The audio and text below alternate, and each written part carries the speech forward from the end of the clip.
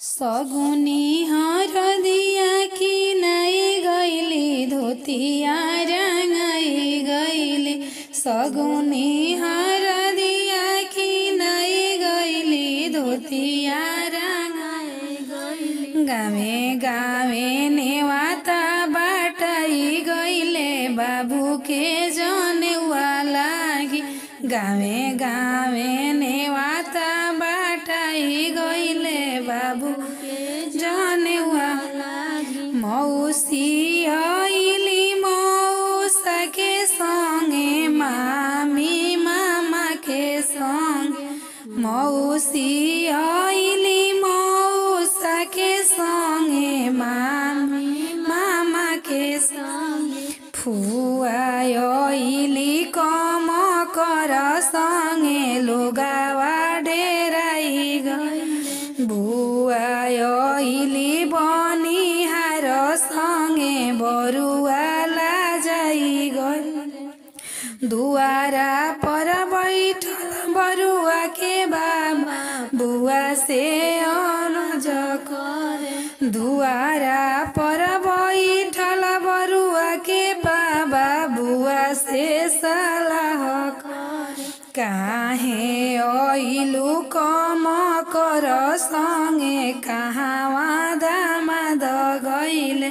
काहे आइलु बनिहार संगे कहाँवा दामाद गइले। दुआरा बर बैठल बरुआ के चाचा से अलाह कर।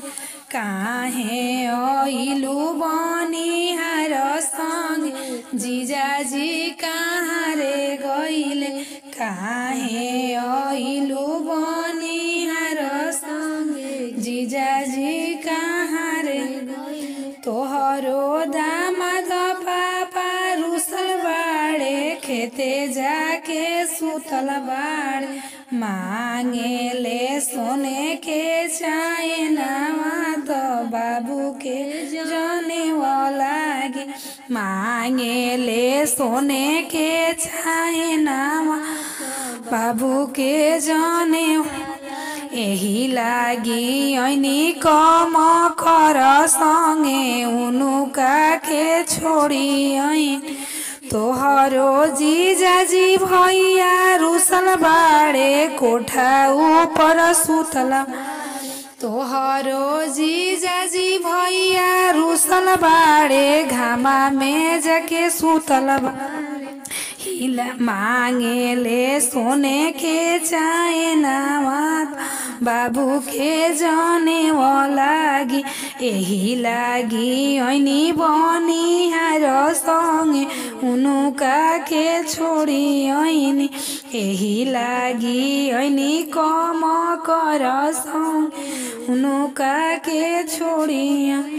से सुनी खुश भइली बरुआ के मम्मी मुसुकी चलावेली।